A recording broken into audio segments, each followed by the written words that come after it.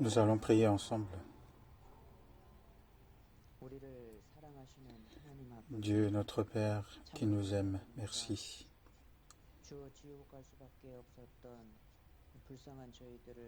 Tu as eu pitié de nous, nous qui étions destinés à aller en enfer, et par ton sang précieux que tu as versé sur la croix, tu nous as pardonné de tous nos péchés, et nous te remercions pour cela.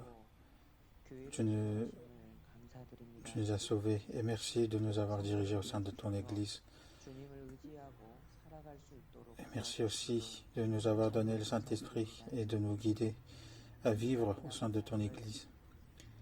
Et le reste de notre vie, aide-nous à se tenir davantage à toi, Seigneur, et aussi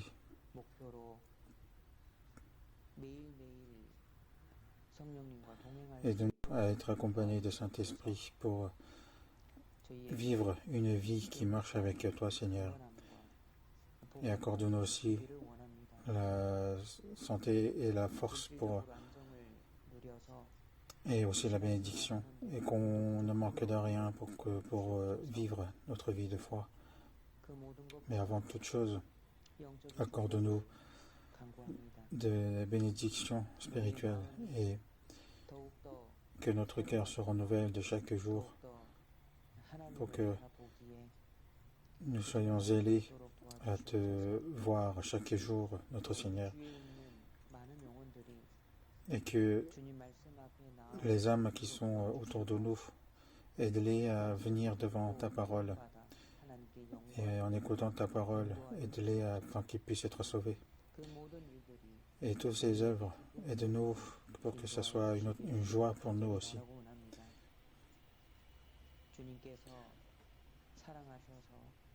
Et aussi l'Église de Paris que tu as bâtie parce que tu les aimes. Nous souhaitons que nous marchions dans ta voie, et nos frères et sœurs qui nous sont chers, aide-les à discerner ta volonté et d'abandonner les péchés et de jeter sa propre pensée, mais de suivre seulement ta voie. Aide-les pour cela.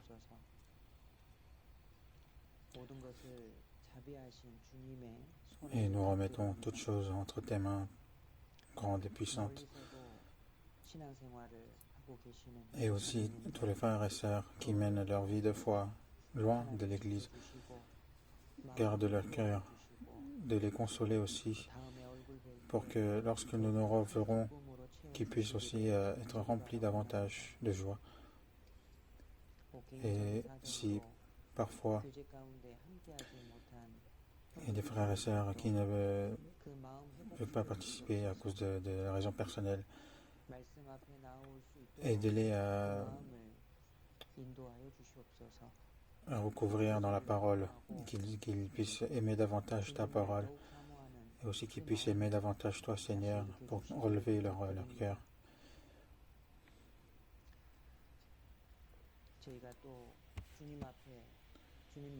Et nous sommes retrouvés devant ta parole.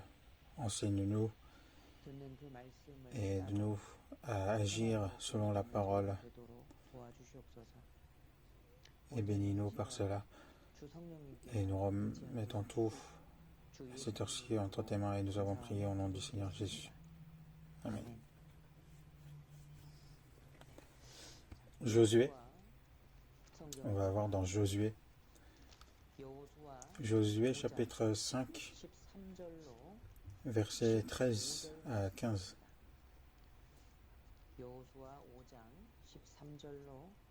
Versets 13 à 15.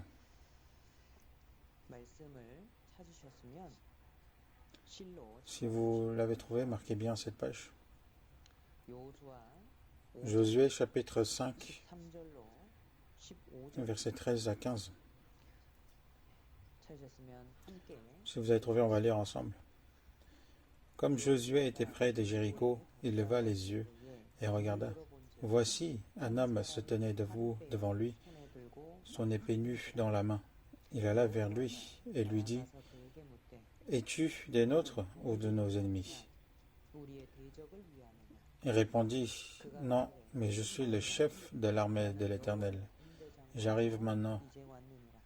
Josué tomba le visage contre terre, se prosterna et lui dit, qu'est-ce que mon Seigneur dit à son serviteur? Et le chef de l'armée de l'Éternel dit à Josué, ôte tes souliers de tes pieds, car le lieu sur lequel tu te tiens est saint. Et Josué fit ainsi.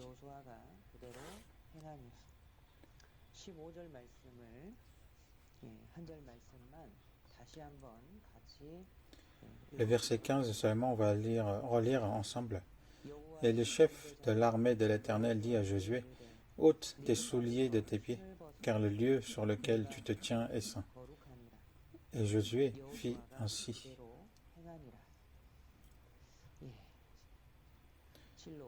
Marquez bien cette page.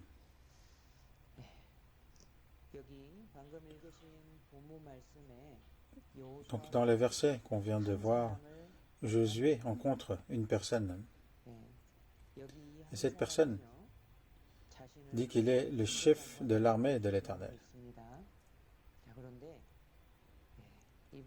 Mais en fait, c'est Jésus. C'est pour ça dans le verset 14. Non, mais je suis le chef de l'armée de l'Éternel, j'arrive maintenant. Et Josué bat le visage contre terre, se prosterna et lui dit, qu'est-ce que mon Seigneur dit à son serviteur? Donc c'était Jésus lui-même. Donc aujourd'hui, c'est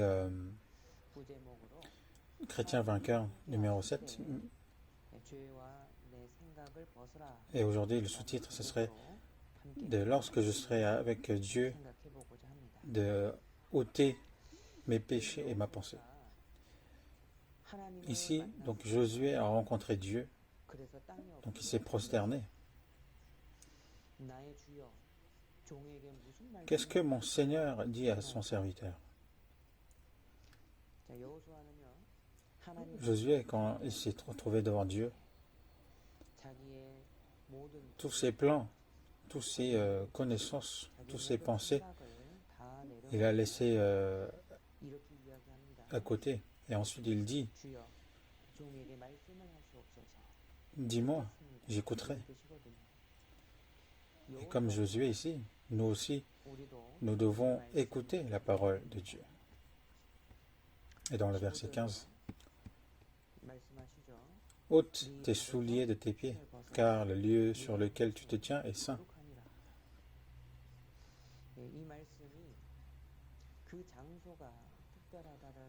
Ici, en fait, on ne parle pas du lieu qui est spécial et qui est saint.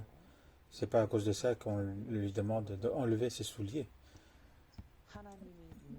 Non, c'est parce que là où il y a Dieu est toujours saint. Donc il est important de bien agir devant Dieu. Le secret de la victoire, ce n'est pas ma puissance, ce n'est pas mes connaissances ou quelle que soit autre chose qui m'appartient. Ce n'est pas grâce à ça que je gagne, mais c'est grâce à Dieu qu'on gagne. Mais ici, on nous dit, il lui a dit spécialement, ôte tes souliers de tes pieds. Donc Dieu est avec nous et nous aussi, nous devons enlever nos souliers.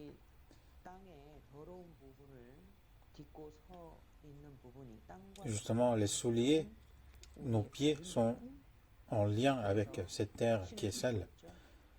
Donc nous portons des souliers, des chaussures, mais les chaussures se salissent. Et nous devons ôter ces chaussures. Et surtout, les chaussures des péchés qu'on doit les ôter.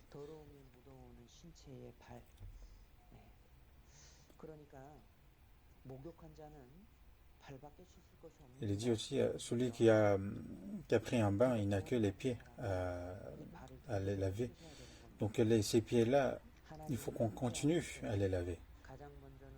Donc lorsque Dieu est avec nous, en premier lieu, il faut ôter les souliers des péchés. Et deuxièmement, ces souliers signifie ma pensée. C'est-à-dire, je suis ma méthode, je suis mes moyens, mes plans, mon plan. Donc dans la vie, il y a toujours sa propre pensée. Et en général, les hommes suivent leurs propres idées, leurs propres pensées. Du coup, nous aussi, nous devons ôter justement ces pensées. Lorsque Dieu est avec moi, même si ma pensée a l'air bonne, il faut vraiment tout remettre, toute décision entre les mains du Dieu. Si parfois le Seigneur, il arrive qu'il nous demande en fait nos idées, nos pensées,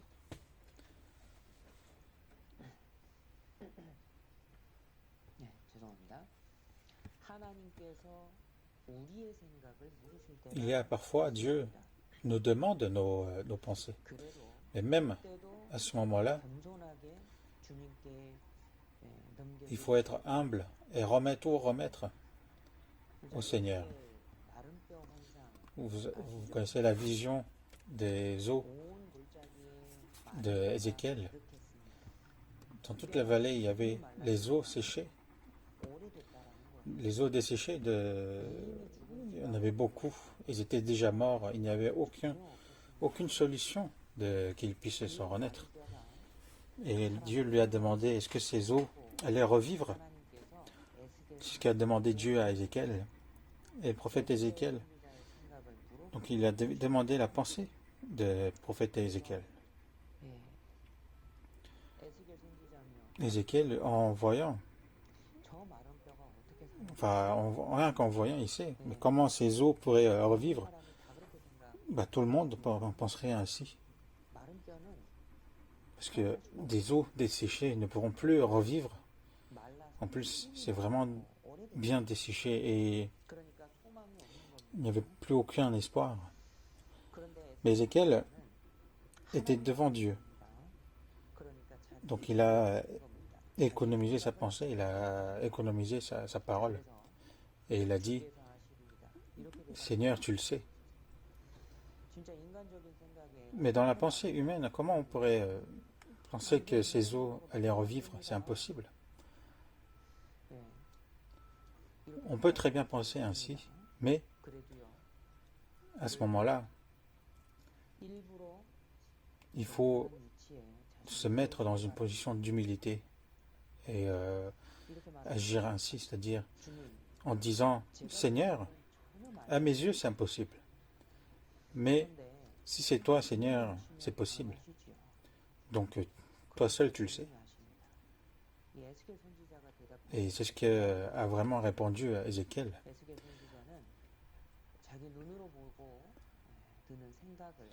Il a abandonné les idées du fait de ce qu'il a vu. Mais nous, justement, nous aussi, il nous arrive de ôter nos pensées. Parce que la pensée de Dieu et la pensée des hommes, c'est complètement différent. La pensée de Dieu est au-dessus de tout. Marquez cette page et on va aller voir dans Ésaïe, chapitre 55. Ésaïe, chapitre 55, verset 9. Ésaïe, chapitre 55, verset 9, je vais vous lire.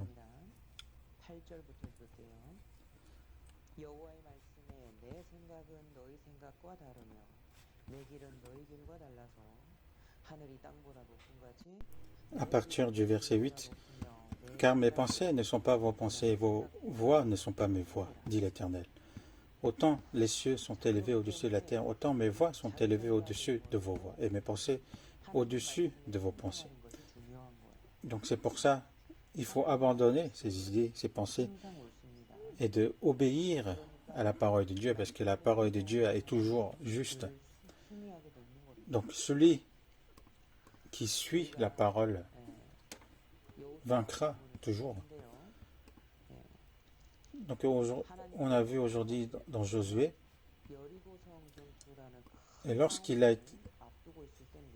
Dieu est apparu devant Josué, c'était juste avant la bataille de Jéricho. Donc allons voir ce qui s'est passé à Jéricho. Donc Josué chapitre 6. Josué chapitre 6, verset 5. Quand ils sonneront de la corne retentissante, quand vous entendrez le son de la trompette, tout le peuple poussera de grands cris. Alors la muraille de la ville s'écroulera et le peuple montera de chacun devant soi.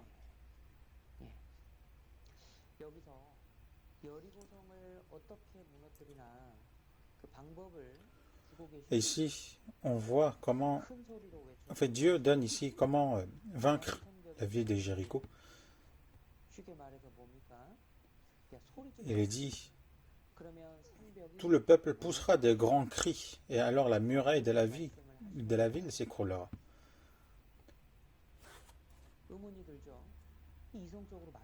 Là, on se pose des questions, parce que logiquement, c'est pas possible.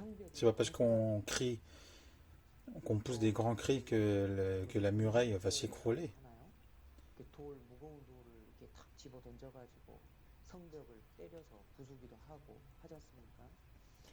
Parce que, en général, à ce moment-là, pour casser les murailles, on jette les roches, les grands cailloux, ou il faut des matériels adéquats. Mais ici, Dieu dit que vous pousserez des grands cris, alors la muraille de la ville s'écroulera. Donc ici, voilà, la logique, on n'arrive pas à comprendre. En plus, c'était une grande ville, et la muraille de la ville était grande. Allons voir dans chapitre 2, Josué chapitre 2, verset 15. Josué chapitre 2, verset 15. Et les fit descendre avec une corde par la fenêtre, car la maison qu'elle habitait était sur la muraille de la ville.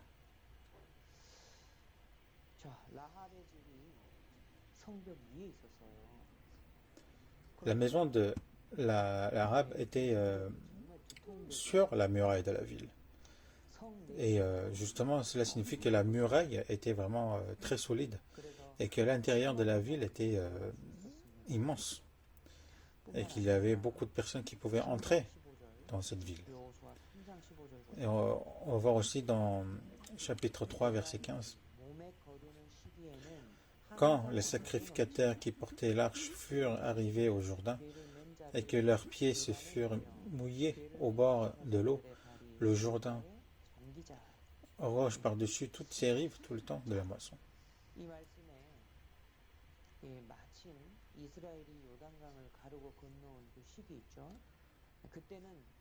Et lorsqu'ils ont traversé le Jourdain, c'était pendant la moisson. Donc c'était la période de moisson. Et comme ils ont terminé la moisson, c'était forcément dans la ville, il devait être rempli de blé. Donc s'ils étaient déterminés, ils pouvaient très bien durer sans quitter la ville. Aujourd'hui, de nos jours, on le ressent, c'est parce qu'à cause du Covid, on n'arrive pas, on ne peut pas sortir dehors. Mais si on a rempli le frigo et qu'on a acheté du riz, du blé, ce qu'on a besoin, bah, dans ce cas, on n'a pas besoin d'aller dehors et on peut très bien durer dans la maison. Mais si mon frigo est vide et si je n'aurai plus rien à manger, à ce moment-là, qu'est-ce qu'on se dit? On se dit qu'il faut qu'on aille au supermarché. Et il y a une petite inquiétude qui monte. Donc c'était à ce moment-là, leur grange était remplie de blé. Et donc les habitants de la ville de Jéricho, ils étaient en sécurité. Chapitre 6, verset 1. Jéricho était fermé et barricadé devant les enfants d'Israël. Personne ne sortait et personne n'entrait.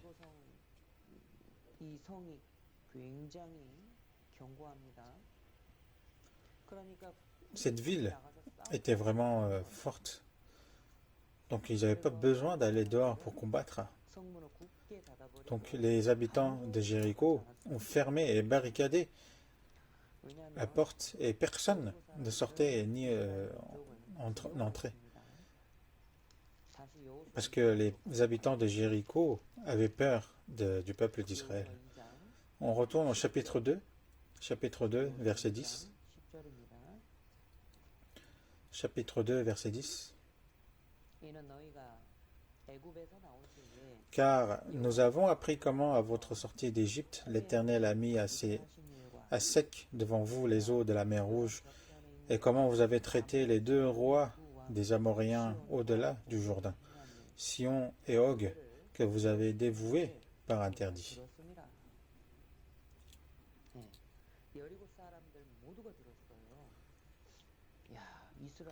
Tous les habitants de Jéricho ont entendu cela. Ils ont entendu que les peuples d'Israël ont sorti de l'Égypte et en traversant la mer Rouge, et qu'au-delà du Jourdain, ils ont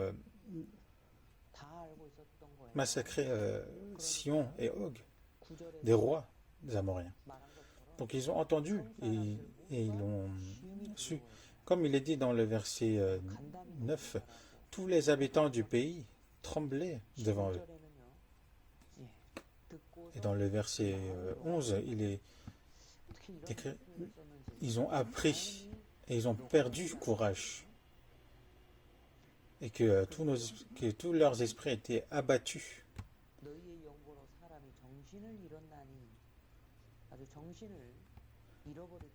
Et que tout leur esprit était abattu à leur aspect. Donc ils ont fermé et barricadé la porte de la ville.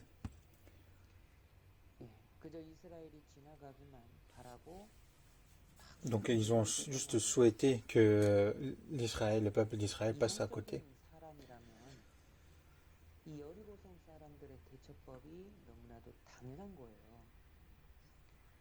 Pour une personne qui est logique, la façon dont agit justement le peuple de Jéricho, c'est normal.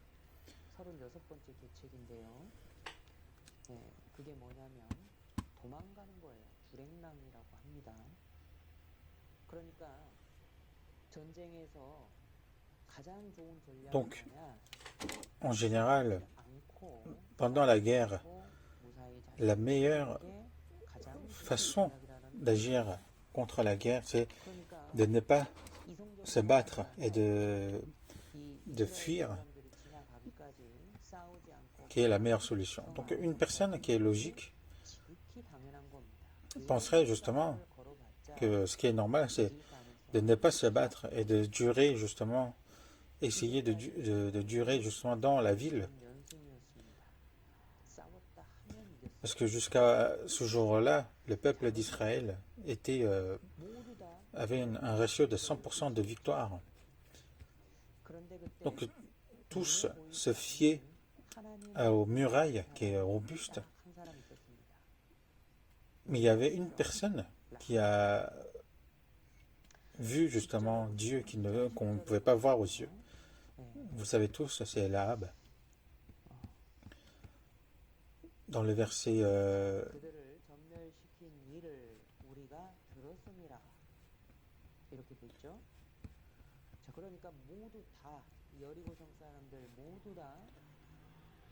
donc ils ont appris qu'ils ont tout battu.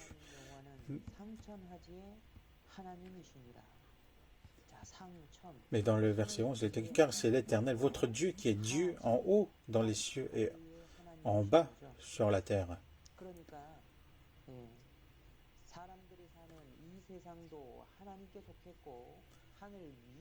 Et que ce monde est à Dieu et le ciel qui est au-dessus de la terre est aussi à l'Éternel et qu'il est le Créateur. Et c'est ce qu'on est en train de dire Lahab ici. C'est très étonnant. Lahab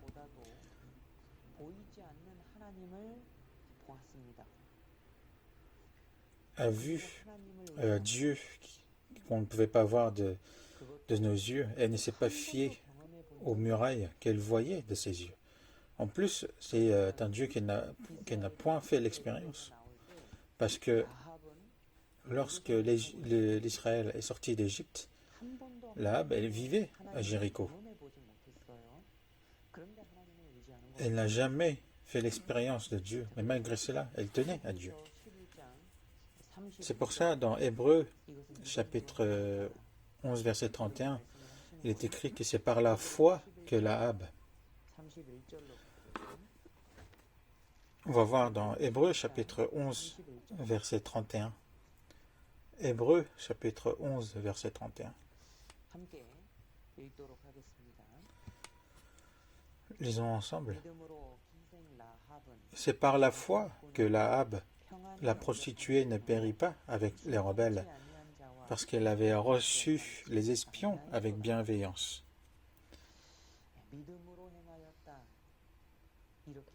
Que c'était par la foi que Rahab agit. Et Dieu aime ce genre de foi et le considère très précieux. En aucun cas, il les ignore. Lors du ministère de Jésus, il y avait une femme qui a été atteinte d'une maladie du sang perte de sang pendant 12 ans. Et elle pensait juste si elle touchait le vêtement de Jésus qu'elle allait être guérie. C'était sa foi. Et aussi, le chef de l'armée romain qui voulait voir Jésus pour sauver son serviteur, il lui a dit de ne pas... Seigneur, ne viens pas chez moi. Je sais que moi aussi j'ai des soldats qui sont sous mes ordres, et moi aussi je suis sous les ordres de mes responsables. Si le responsable donne un ordre, il vient ou il va. Mais toi, Seigneur, tu es le Dieu vivant. Tu n'as qu'à parler, tu n'as qu'à dire, et tu pourrais justement guérir mon serviteur. Donc, juste parle.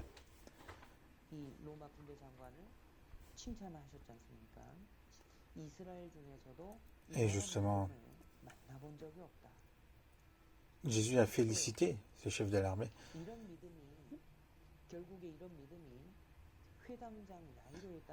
Et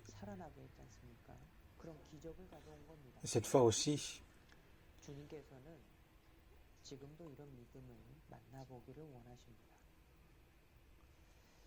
justement, Jésus, le Seigneur, souhaite voir ce genre de foi, même de nos jours. C'est-à-dire, même par rapport à ma pensée, si ça me paraît bizarre, il faut croire en la parole du Seigneur, il faut tenir à sa parole, d'obéir à sa parole et d'agir jusqu'à la fin. C'est par la foi qu'il faut agir. Et c'est cette foi que Dieu veut de nous. Retournons à Josué chapitre 6, verset 2. Donc, il commence la bataille. Chapitre 6, Josué chapitre 6, verset 2. L'Éternel dit à Josué, vois, je livre entre tes mains Jéricho et son roi, ses vaillants soldats. Donc avant de commencer la bataille, dans le verset 2, l'Éternel dit à Josué que je te donne la victoire, et ça c'est la grâce de Dieu. Il leur donne la certitude de la victoire. Ensuite, il leur dit comment combattre.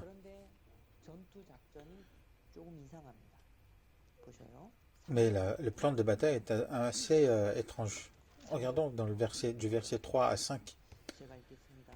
Du verset 3 à 5, je vais vous lire. Faites le tour de la ville, vous tous les hommes de guerre. Faites une fois le tour de la ville, tu feras ainsi pendant 6 jours. 7 sacrificateurs porteront devant l'arche 7 trompettes retentissantes. Le 7e jour, vous ferez 7 fois le tour de la ville, et les terre sonneront les trompettes. Quand ils sonneront de la corne retentissante, quand vous entendrez le son de la trompette, tout le peuple poussera des grands cris. Alors la muraille de la ville s'écroulera et le peuple montera chacun devant soi.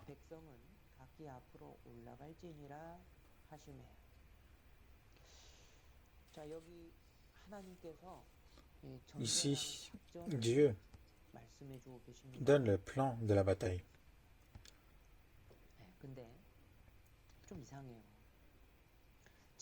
Mais c'est assez étrange.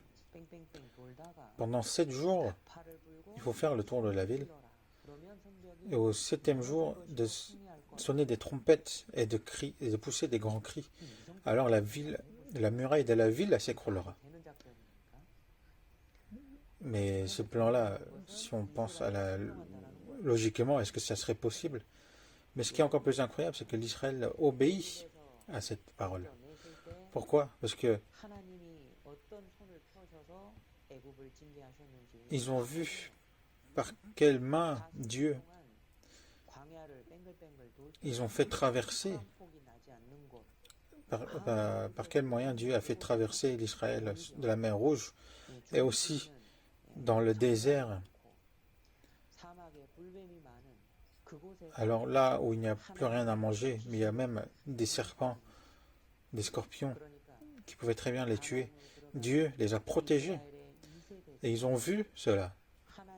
Et donc cette génération qui rentrait dans la terre des Canaan savait comment Dieu leur protège et comment il leur donne la victoire. Donc ils ont déjà fait l'expérience, c'est pour cela qu'ils ont obéi à Dieu. Et lorsqu'ils tournaient la ville, réfléchissez un peu, certainement le peuple de Jéricho devait se moquer d'eux. Il devait leur dire en rigolant que c'est pas comme ça que vous allez nous battre. Même maintenant, on peut sortir et on peut tous vous tuer. Ils auraient peut-être fait ce genre de menace. Mais malgré qu'ils ont entendu ce genre de bruit, ils ont dû forcément penser à la méthode qu'ils pratiquent. Donc, parce qu'ils sont des hommes, donc ils ont dû forcément penser à un moment ou à un autre. En fait, plus ils réfléchissent, plus la méthode qu'ils sont en train de pratiquer est vraiment quelque chose d'impossible. Ils devaient peut-être avoir des plaintes au niveau du cœur, mais dans le verset 10, il est écrit que Josué ordonne à son peuple, vous ne crierez point, vous ne ferez point entendre votre voix.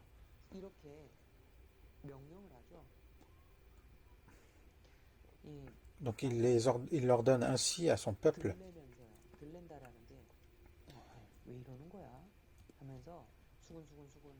S'ils avaient parlé, ils parlaient entre eux, s'ils élevaient leur voix,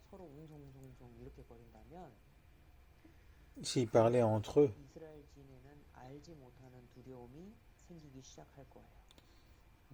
dans ce cas, il devait y avoir une crainte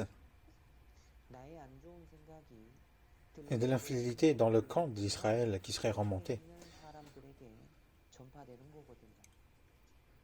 Parce que ma voix qui s'est élevée s'entendra aux autres. Et l'infidélité qui a commencé dans le camp est vraiment fatale. Mais l'Israël, quelle que soit la parole qu'ils ont entendue, ils ont point commis de crimes par leur bouche. Et on voit aussi dans le verset 8 à 9 que lorsqu'ils ont tourné la ville de Jéricho, donc Dieu a donné l'ordre. En premier, c'est les hommes armés qui marchent devant les sacrificateurs, qui avaient justement les 7 trompettes retentissantes. Ensuite, il y a l'arche de l'alliance de l'Éternel qui allait derrière eux. Et ensuite, les hommes armés de l'arrière-garde qu'ils suivent l'arche. Donc ils n'ont pas tourné dans le désordre. Ils avaient un ordre précis dans le tour qu'ils faisaient. Israël donc gardait bien leur position.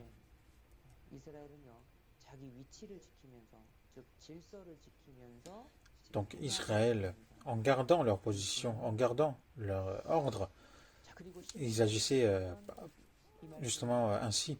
Et dans le verset 12, et ça c'est vraiment très remarquable, on va lire ensemble. Josué se leva de bon matin et les sacrificateurs portèrent l'arche de l'Éternel. Josué se leva de bon matin.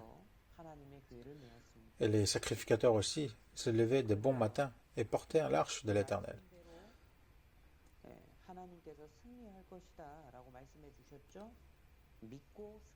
Et Dieu leur a dit que c'est par la parole qu'ils allaient gagner, qu'ils étaient sûrs de leur victoire. Mais malgré cela, ils n'ont pas commis de péché de la paresse. Ensuite, ils ont obéi jusqu'à la fin. Dans le verset 20, regardez dans le verset 20, le peuple poussa des cris et le sacrificateur sonnèrent des trompettes. Et la muraille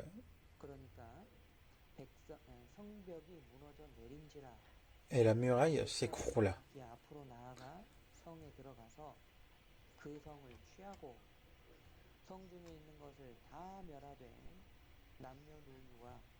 Et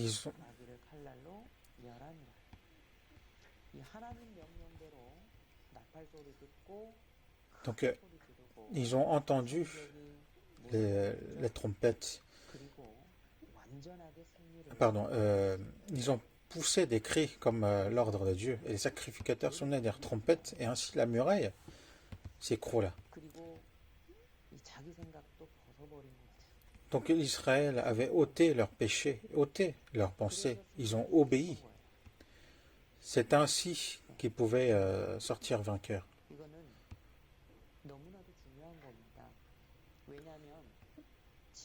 Si on récapitule, parce que c'est très important, parce que la sagesse et la puissance n'est pas en nous. Même si le peuple Israël était nombreux, la puissance n'était pas en eux.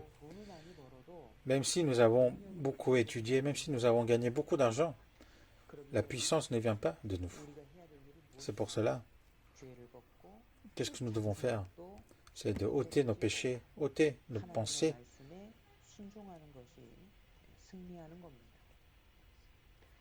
Et d'obéir à sa parole, c'est ça, de gagner. Nous avons vu la bataille de Jéricho ici. Donc c'est très...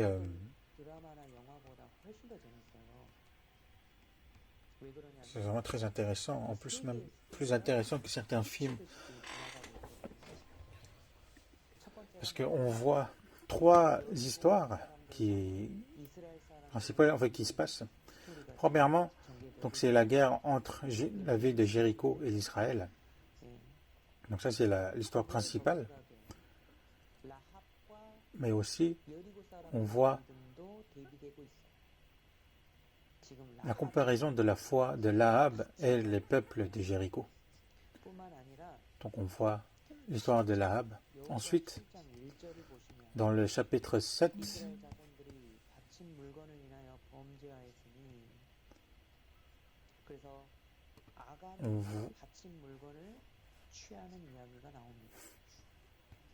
les enfants d'Israël commirent une infidélité au sujet des choses dévouées par interdit.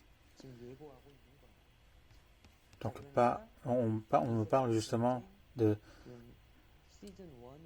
en avance, la défaite d'Israël contre la ville d'Haï à cause du péché de Achan. C'est comme si on prévisualisait la saison 2 qui allait arriver alors qu'on est encore à la saison 1.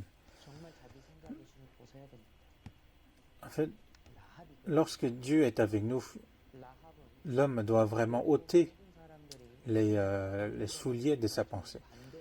Et Lahab a agi ainsi. Parce que Lahab a agi au contraire du peuple de Jéricho. Pourquoi? Parce qu'elle a connu Dieu. Parce qu'elle a dit que le Dieu était le Dieu créateur, le Dieu du ciel et de la terre.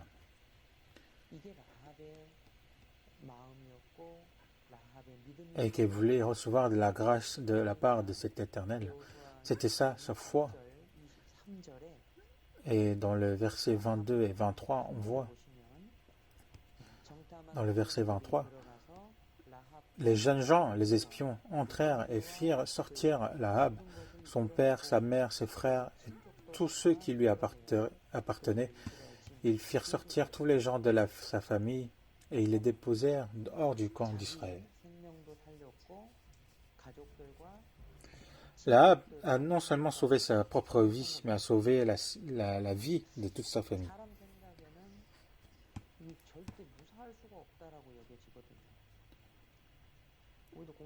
Aux pensées des hommes, on pense que c'est pas possible, parce que Lahab vivait dans la ville de l'adversaire. Et lorsque Israël a poussé des cris, toutes les murailles de la ville s'est écroulées. Je pense qu'à ce moment-là, Dieu a fait le tremblement de terre.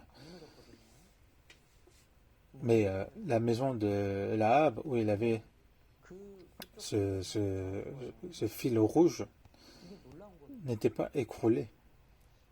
Donc, en plus, sa maison était sur la muraille. Et c'est ça qui est encore incroyable. Mais ici, Dieu ne s'arrête pas à les sauver. Mais la foi de Lahab l'a amené jusqu'à l'arbre généalogie de Jésus. On va voir dans Matthieu, chapitre 1, verset 5.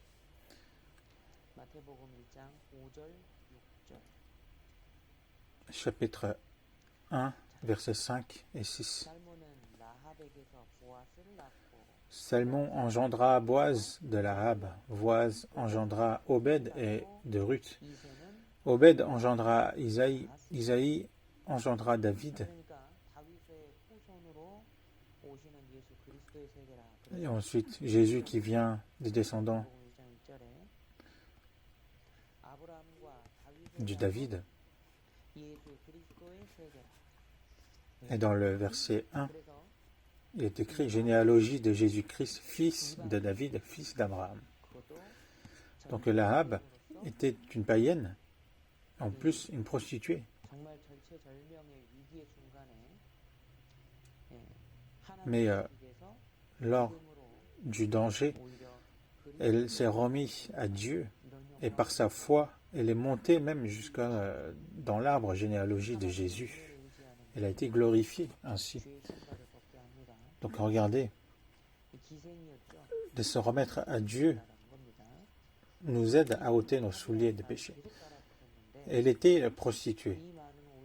Avant, quand on parlait de Lahab,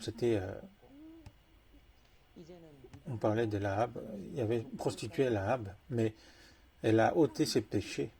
Et par sa foi, elle est montée jusqu'à dans l'arbre généalogique de Jésus.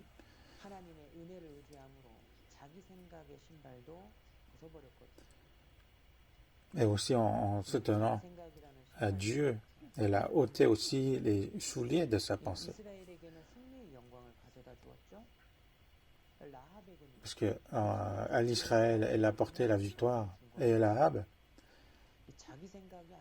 Dieu a donné la gloire d'être dans l'arbre généalogique de Jésus. Et non seulement pour soi-même, mais c'est à ce point-là que la vie de foi où on tient vraiment à Dieu est si glorieux. Premièrement, il faut que nous ôtons nos péchés, ensuite ôter nos pensées, nos idées, mais d'agir selon la parole et aussi jusqu'à la fin. Même une petite obéissance que nous apportons, peut vraiment être rendu en nous par de grandes gloires.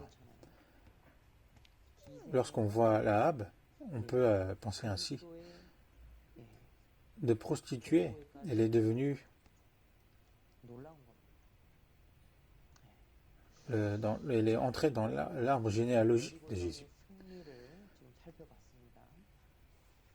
Donc là, on a vu la victoire de la ville de Jéricho.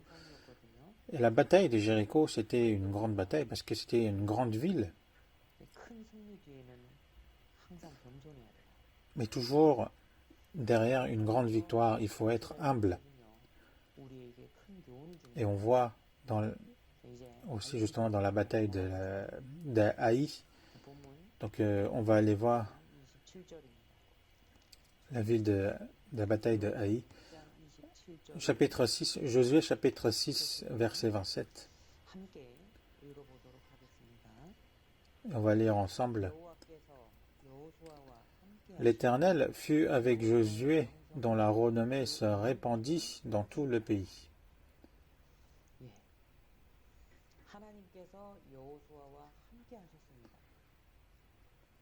Dieu était avec Josué. Et sa renommée se répandit dans tout le pays. Si Dieu est avec nous, nous allons gagner et notre renommée va se répandre. Mais à ce moment-là, il faut faire attention même aux petits péchés et aussi faire attention à l'orgueil.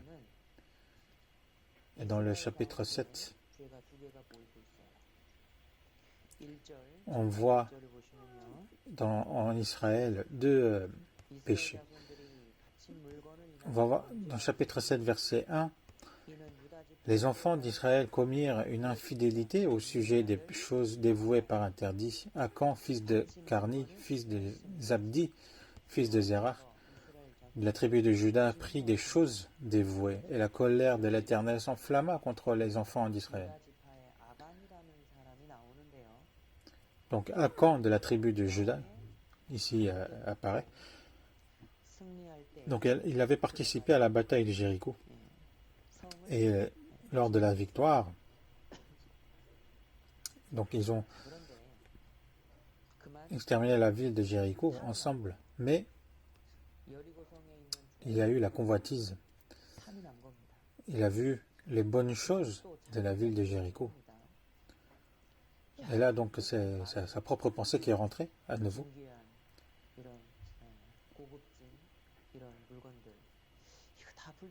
Alors ces choses, ces objets qui sont luxueux, qui sont si bien, est-ce qu'on doit vraiment tous les cramer par le feu?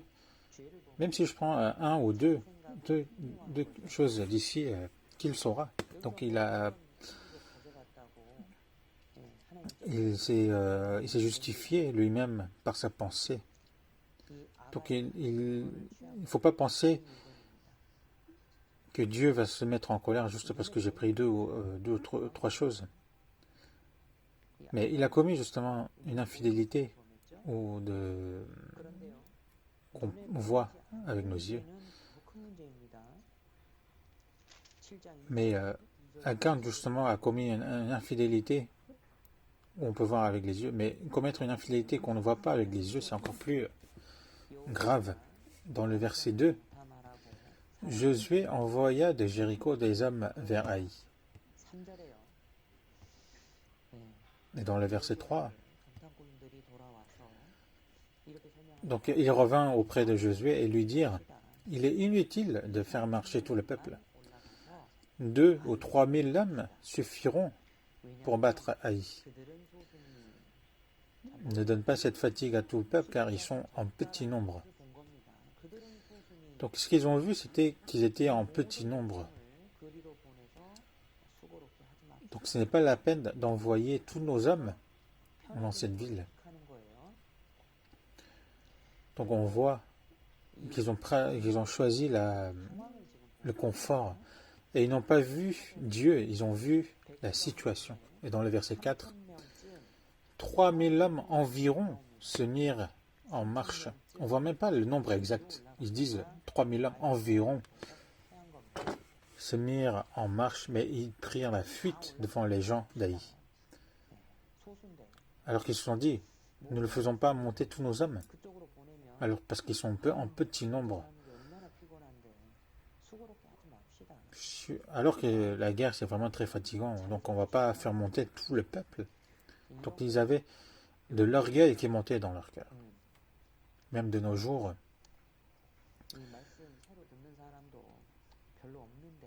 donc par exemple, il n'y a pas beaucoup de personnes qui vont écouter le séminaire, donc c'est pas la peine de se réunir tous. Donc ici, il n'y a que un ou deux qui écoutent, donc on va envoyer que seulement un ou deux personnes. Donc ne nous fatiguons pas à mettre à tout le monde. Alors que ça paraît intelligent et efficace, mais là, c'est l'orgueil qui monte. Parce que c'était ainsi pendant la bataille de Haï. On voit ici 3000 hommes environ, et ils ont perdu. Mais ce qu'il faut qu'on observe ici, c'est qu'il n'y a point de parole de Dieu. On voit nulle part où Dieu dit que la ville de Haï est entre les mains d'Israël.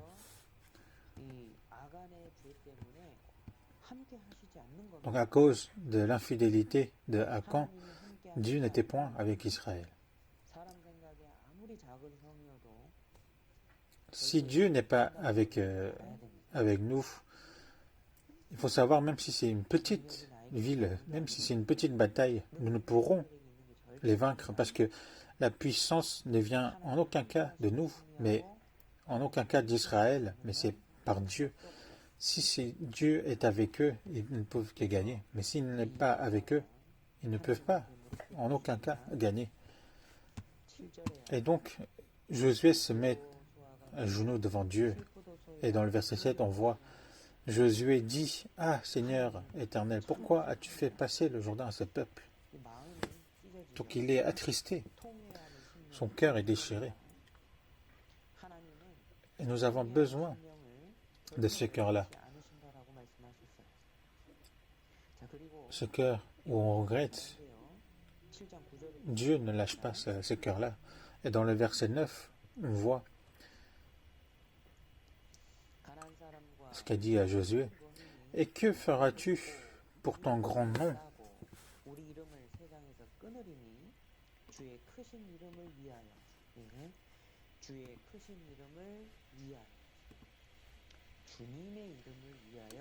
Donc les Cananéens et tous les habitants du pays l'apprendront, ils nous envelopperont et ils feront disparaître notre nom de la terre. Et que feras-tu pour ton grand nom?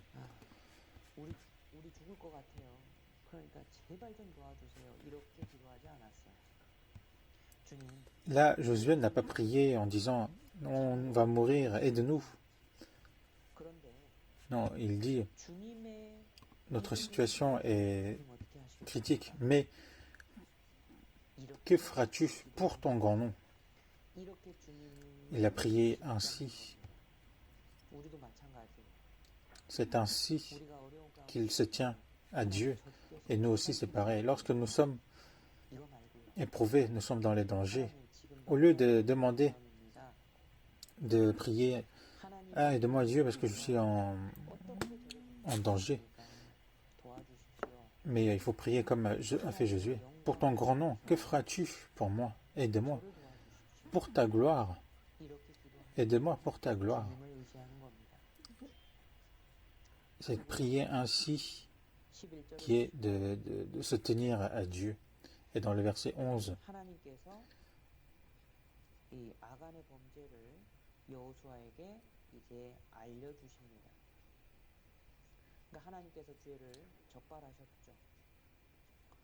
donc ici, Dieu montre à Israël le péché de Akan.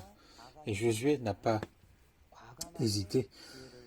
Ils ont tiré au sort et ils ont tiré Akan et ils ont trouvé l'infidélité. Ensuite, il lui fait recevoir la punition. Donc, après avoir trouvé l'infidélité d'Akan, et dans le chapitre 7, versets 24 et 25, on voit qu'ils ont puni Akan et ils ont ôté les péchés. Donc, dans le chapitre 8, verset 1, on va lire ensemble. L'Éternel dit à Josué, ne crains point et ne t'effraie point. Prends avec toi tous les gens de guerre. Lève-toi, monte contre Haï.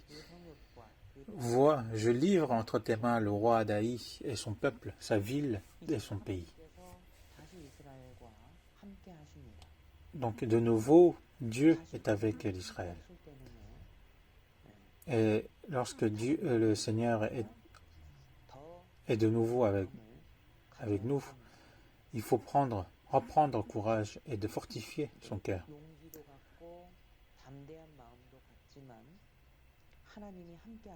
Mais il faut pas seulement le courage et un cœur fortifié, mais comme Dieu est avec nous, il faut ôter de nouveau les souliers des péchés et aussi les souliers de sa pensée. Dans le verset 1,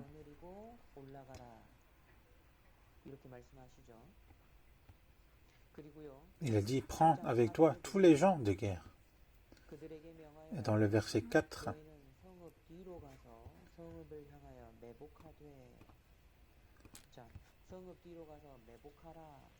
et il donna cet ordre, écoutez, vous vous mettrez en embuscade derrière la ville. Ne vous éloignez pas beaucoup de la ville. Et soyez tous prêts.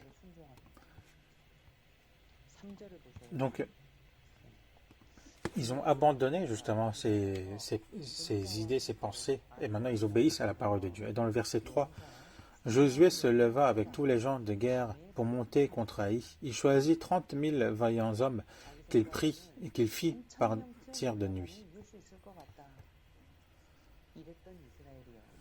Selon ses idées, selon ses pensées, Israël pensait que 3 000 ça allait suffire. Mais ils ont choisi maintenant 30 000, qui est 10 fois plus que 30 000, mais en plus des hommes de guerre. Et en plus, ce n'est pas dans la journée, mais dans la nuit qu'ils ont envoyé. Et dans le verset 4, on voit qu'ils ont mis en embuscade. Il y avait des plans de guerre. Et lorsque vous lirez par la suite, c'est vraiment très intéressant. Les techniques de la bataille, c'était, en fait, les 30 000 allaient faire en sorte qu'ils attaquent. Après, ils vont faire en sorte qu'ils prennent la fuite. Et lorsque les gens de ville de Haï allaient sortir de la ville pour les attraper, à ce moment-là, l'armée qui était en embuscade allait attaquer la ville par derrière. Et à ce moment-là, les 30 000 soldats qui prenaient la fuite allaient se retourner et d'attaquer à nouveau.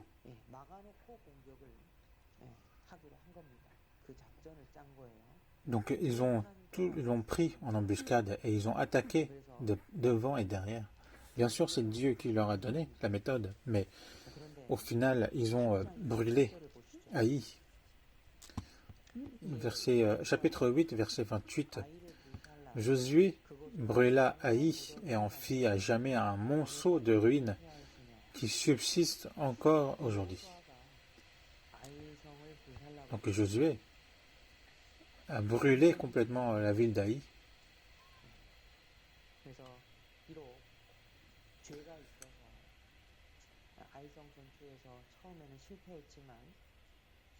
Au début, ils ont échoué à cause du péché, mais ils ont repenti. Ils sont retournés vers Dieu et se tenaient entièrement à Dieu. À ce moment-là, ils ont abandonné toutes leurs pensées et tous leurs péchés. Donc, ils ont abandonné toutes leurs propres idées, mais ils ont suivi l'ordre de Dieu et ils ont obéi parfaitement à cet ordre. Et ainsi, ils ont pu vaincre la ville d'Haï et les exterminer. Donc, on a vu la bataille de Jéricho comment Josué a vaincu les Jéricho et aussi comment ils ont vaincu la ville de Haï. Donc on a vu quelques enseignements à travers cela. Mais ces deux batailles sont complètement différents. Mais on voit, en fait, on peut apprendre certaines choses par les aspects justement de ces deux batailles qui sont complètement différents. Donc, des enseignements concernant la pratique réelle que nous, comment nous pourrons la pratiquer. Premièrement, il faut abandonner son orgueil. En fait, c'est quoi l'orgueil? C'est sa propre idée, c'est sa propre pensée.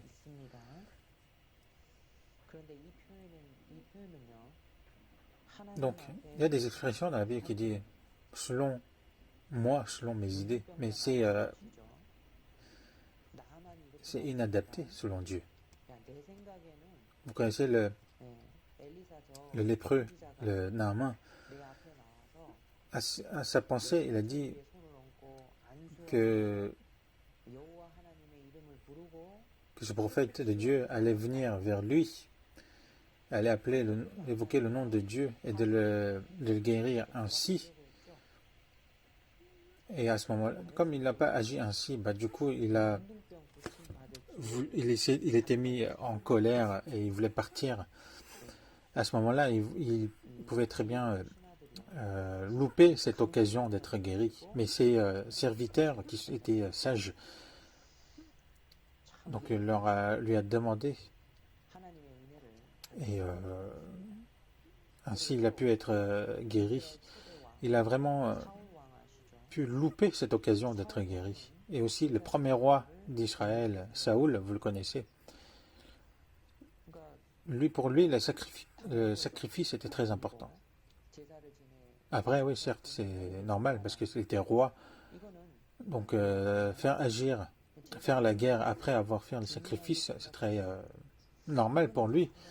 Mais donc, il portait une importance dans le sacrifice. C'est bien, certes. Mais le problème, c'est qu'il a mis avant la parole de Dieu.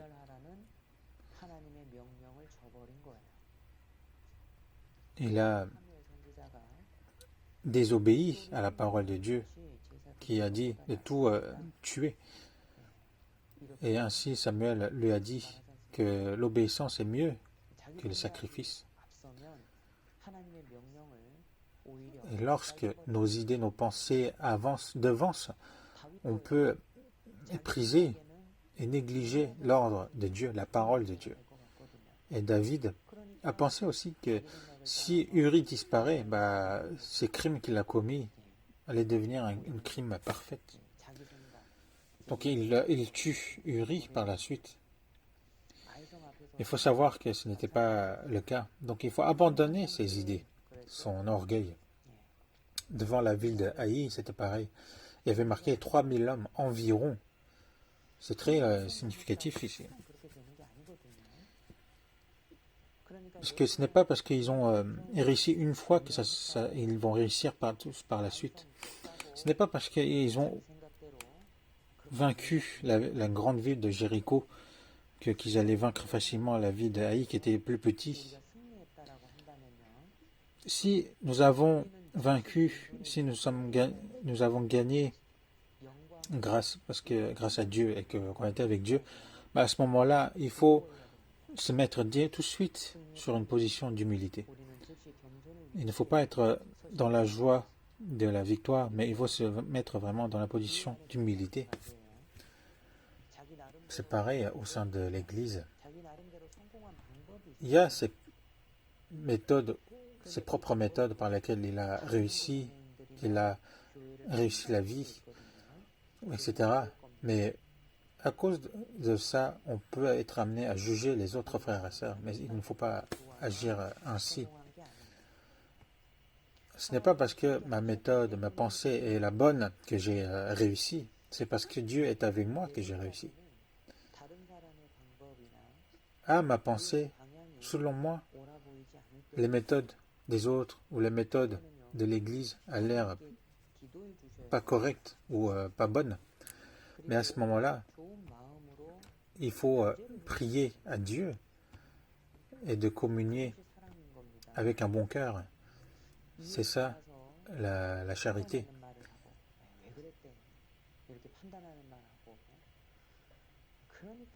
Il ne faut pas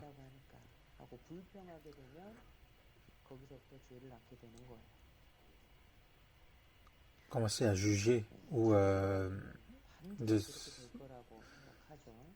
se plaindre par la parole. C'est ainsi où naissent justement les péchés. Et par ces pensées, on peut penser que cela va se passer ainsi, mais il faut savoir que la grâce de Dieu apparaît à des moments où on n'a pas du tout espéré. La pensée de Dieu est au-dessus de tout. On ne peut pas savoir quelle est sa pensée. Et quand on voit la bataille de Jéricho et de Haï, on voit que le choix et la concentration est importante. Donc la bataille de Jéricho, où ils ont tourné autour de la ville, certes on a besoin de cette méthode. Et la ville et la bataille de Haï, c'est-à-dire avoir des plans, des tactiques avec concentration, nous avons besoin aussi de ce genre de méthode. Ces deux méthodes sont complètement différentes, mais nous avons besoin de ces deux méthodes. Et ces deux-là, on va changer par des mots plus faciles, c'est-à-dire le choix et la concentration. Tout cela, nous avons besoin. Nous avons besoin parce que notre temps est limité. Tout ce qu'on entreprend est important, certes, mais on ne peut pas être concentré à toute chose. Il ne faut pas essayer de faire tout. Ça me paraît bizarre d'entendre cela, n'est-ce pas? Mais il ne faut pas essayer de faire tout, mais il faut donner la priorité aux choses importantes.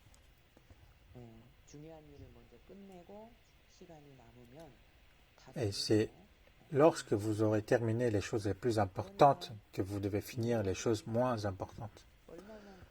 Donc, qu'est-ce que je dois faire? Avec quelle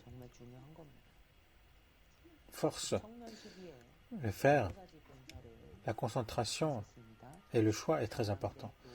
Lorsque j'étais dans le groupe des jeunes, j'avais je faisais des services. J'étais dans la chorale, professeur, le service de l'église, la lecture, écouter la parole et beaucoup de communion. Il y avait beaucoup de choses à faire, mais il y avait aussi, c'était à la période des examens. Donc, comme j'étais à la fin de la fac, donc je devais penser aussi à trouver un travail. J'avais vraiment beaucoup de stress et des inquiétudes. Et je ne savais pas comment agir. Et beaucoup de frères et sœurs, d'étudiants, réfléchissent à cela et avaient beaucoup consulté aussi pour les entretiens. Mais ce que je peux vous dire, il ne faut pas essayer de tout faire. Mais comment? Parce que toutes ces choses sont importantes. Mais je leur ai dit justement de concentrer uniquement aux choses les plus importantes et qu'on doit absolument les faire. Et qu'est-ce que je dois faire? Il y a des choses, par exemple, qui ne peuvent se passer de moi. Par exemple, si le nombre de la chorale est importante, si moi je ne suis pas un membre important, si sans moi c'est pas possible, dans ce cas il faut vraiment se concentrer là. Mais si moi je fais que la chorale, c'est-à-dire je ne suis qu'un support dans la chorale, certes il faut se donner à tout son possible, mais on peut se mettre en arrière. Donc il faut penser aux choses qui dépendent de moi. Dans la bataille de Haï, il y avait les 30 000 hommes et aussi des hommes qui étaient en embuscade. Donc il faut trouver là où il faut que je sois. Mais certes, toutes ces choses sont importantes. La parole est importante, le service, la communion, l'évangélisation est important. Toutes ces choses sont importantes. Oui, certes. Donc, c'est pour ça qu'il faut essayer de participer à toutes ces choses. Mais qu'est-ce que cela veut dire? Alors qu'on nous dit de ne pas tout faire, alors pourquoi on nous dit aussi de ne pas de tout les faire aussi? C'est le cas de la bataille de Jéricho. C'est-à-dire, ils ont tourné sans faire des choses spéciales, mais tous ont participé, tous les hommes.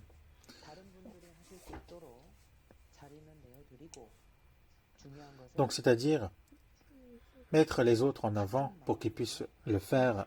Mais ce qui est important, c'est d'être avec eux avec le même cœur. Par exemple, si on pense qu'il ne faut pas que je sois responsable pour mieux faire les choses, ça c'est une mauvaise pensée parce que ce qui est important, il faut que je sois parmi les responsables, même si je dois me concentrer aux autres choses plus importantes, mais il faut que je garde ma position au sein du responsable. Parce que c'est comme la méthode justement qui a été pratiquée pour la bataille de Jéricho. Donc il faut qu'on ait les méthodes de la bataille de Jéricho, mais il faut aussi les plans de la bataille de la ville d'Aï. Dans ma vie de foi personnelle, c'est pareil. Lorsque je lis la Bible, je ne peux pas me concentrer sur tout. Comme ils ont tourné la ville de Jéricho, on a besoin de voir la globalité de la Bible. Et à ce moment-là, on peut rencontrer des moments comme la bataille de Haï. Et à ce moment-là, il faut prendre le temps et de se concentrer et de recevoir justement les enseignements un peu profonds. Et ça, on a besoin aussi. Mais la bataille de Haï, dans la parole, ça, il faut rencontrer chaque jour. Et dans la prière aussi, nous avons besoin de prier comme dans la bataille de Jéricho, de se concentrer dans la globalité de moi-même. Mais en ce qui concerne les prières plus importantes, il faut agir comme la bataille de Haï, être bien concentré et de planifier.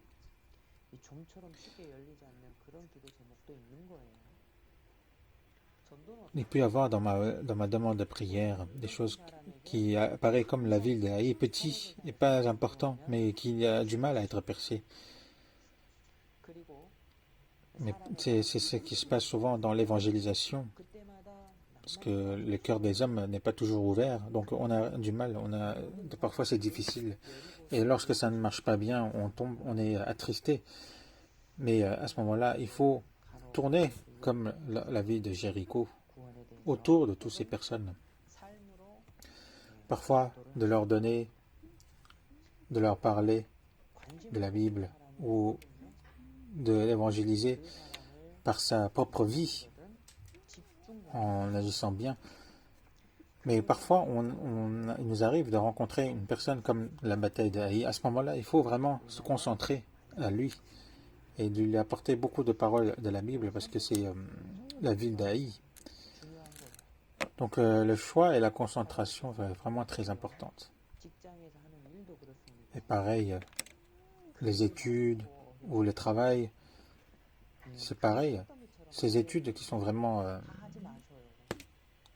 beaucoup.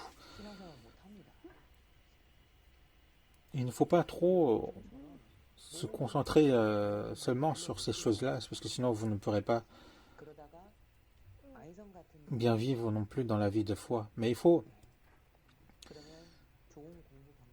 regarder la globalité comme la ville de Jéricho à ce moment-là, c'est-à-dire d'avoir un bon plan de bataille, que ce soit dans les études ou dans le travail. Donc le choix et la concentration est très importante pour les chrétiens. Et ce que nous devons penser aussi, il faut détruire la ville.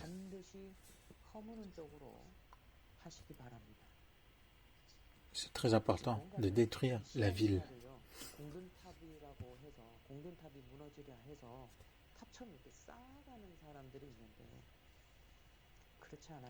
Il y a des personnes qui mènent leur vie de foi comme si on bâtissait une tour. Mais il faut savoir que ce n'est pas en bâtissant des tours qu'on peut bien vivre sa vie de foi. Mais il faut agir comme si on détruit la ville. Même si on tourne la ville de Jéricho, même si on les attaque, si on ne détruit pas la ville, on ne pourra être vainqueur. Et la première ville qu'on doit détruire, qu'est-ce que c'est? C'est la ville qui s'est amassée en mon cœur. C'est-à-dire les hommes, en général, en ayant fait une expérience, ils pensent qu'ils connaissent tout. C'est parce que moi j'ai fait une fois et j'ai réussi. Donc si j'agis ainsi par la suite, ça marchera toujours. Mais nous savons tous, en France surtout, ça dépend. C'est-à-dire, il y a des choses qui marchent, il y a des choses qui ne marchent pas. Et nous le connaissons. Mais ce qu'il faut savoir, c'est notre vie de foi qui est ainsi. Si moi, je ne détruis pas moi-même, je ne peux pas tenter de nouvelles choses. Il faut détruire soi-même. Parce que sinon, il n'y aura pas d'autre croissance. En premier, il faut avant tout détruire la ville où, justement, qui s'appelle « Je sais déjà ». Ensuite, la ville de Jéricho et la ville de Haï, ils ont détruit jusqu'à la fin.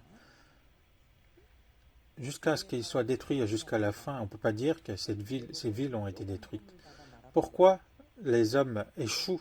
C'est parce qu'ils abandonnent au bout d'un moment. C'est pour ça qu'ils échouent. Et ils pensent dans leur cœur, mais pourquoi je dois faire jusqu'à là? Pourquoi je dois agir ainsi? À ma pensée, logiquement, ça, c'est pas possible. Si ce genre de pensées prennent place dans mon cœur, dans ce cas-là, je ne peux pas détruire jusqu'au bout. Je ne peux pas gagner. Donc on doit détruire, tout détruire. Les études dans le monde, beaucoup étudient comme s'ils bâtissaient des tours. Mais à ce moment-là, ils paraissent de bien étudier, certes, mais ils n'ont pas un bon résultat. En fait, il faut détruire. Je sais déjà. Même que ce soit au niveau du travail, c'est pareil. Il faut détruire. Ah, moi j'avais déjà fait parfaitement avant. Mais il nous arrive justement de regarder à chaque fois s'il n'y a pas quelque chose qui manque. Donc notre vie de foi et encore davantage doit devenir une vie où on détruit tout à chaque fois. Parce qu'à chaque fois dans mon cœur, il y a cette ville de Jéricho où la muraille est si grande. Comme des gens qui ne sont pas sauvés. Mais pas seulement moi.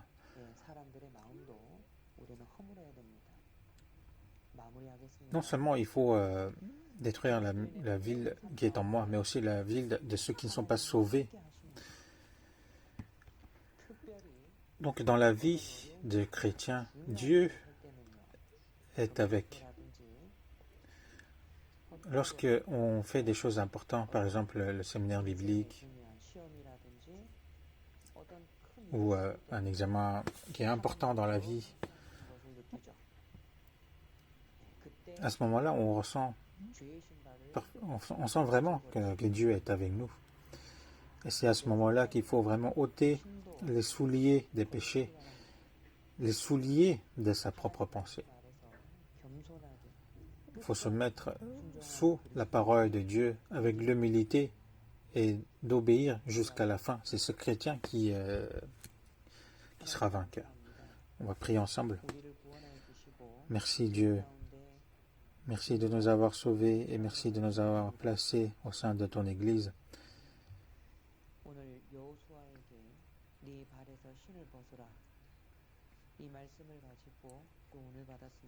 Et nous avons vu aujourd'hui la parole qui a été donnée à Josué, ôte tes souliers. Et nous avons appris quelques enseignements à travers cela. Aide-nous à ôter les souliers de nos péchés. Aide-nous aussi à ôter les souliers de nos pensées.